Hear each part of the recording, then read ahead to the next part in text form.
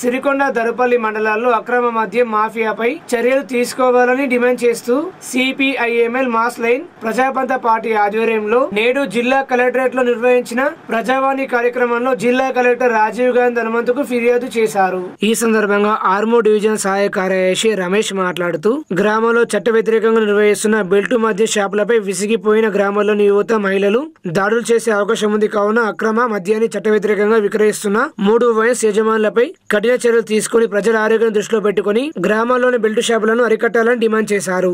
ఈ కార్యక్రమంలో ప్రజా సంఘాల డివిజన్ మండల నాయకులు దామోదర్ సాయిరెడ్డి తదితరులు పాల్గొన్నారు।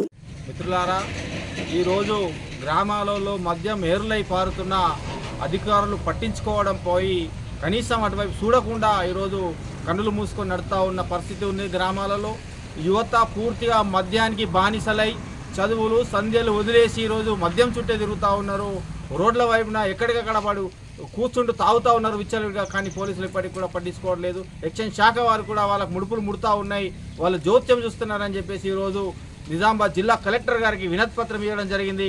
అట్లాగే ఎక్సైజ్ శాఖ సూపరింటెండెంట్ గారికి కూడా వినతి పత్రం ఇవ్వడం జరిగింది। ఇలాంటి వారిపై చర్యలు తీసుకోవాలా, మద్యం షాపుల్ని అరికట్టాలా, మద్యం షాపులు గ్రామాలలో బంద్ చేయించాలా, బంద్ చేయించేంత వరకు ఈ ఉద్యమం ఆగదని చెప్పేసి కూడా ఈ సందర్భంగా సిపిఎం ప్రజాపంత పార్టీగా మేము డిమాండ్ చేస్తూ ఉన్నాం।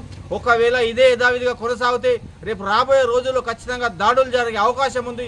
యువకులు యువతులు మహిళలు అందరూ దాడులు చేసి ఈరోజు తరిమి కొట్టే పరిస్థితి వస్తుంది। ఇది ఆసన్నము కాబోతున్నది, ఇది ఒక చెడ్డ పేరుగా కాంగ్రెస్ ప్రభుత్వానికి కూడా గుర్తు కాబోతున్నది, ఏర్పడబోతున్నది। కాంగ్రెస్ ప్రభుత్వం ఆనాడు ఎలక్షన్ ప్రజల్లో చెప్తా ఉన్నది, మేము మద్యాన్ని గ్రామాలలో బెల్ట్ షాపుల్ని బంద్ చేస్తాం, నిషేధిస్తామని చెప్పి గొప్పలు చెప్పుకున్న ప్రభుత్వం ఈరోజు కళ్ళు మూసుకొని తిరుగుతూ ఉన్నది, ప్రభుత్వాన్ని నడిపిస్తూ ఉన్నది। కేవలం మద్యం మీదనే ఆధారపడి ఈరోజు ప్రభుత్వాన్ని నడిపించే స్థితికి తీసుకెళ్లబోతా ఉన్నారు। ఇది సరైన విధానం కాదని చెప్పేసి కూడా సిపిఎంఎల్ ప్రజాపంత పార్టీగా మేము హెచ్చరిస్తూ ఉన్నాం, గుర్తు చేస్తూ ఉన్నాం।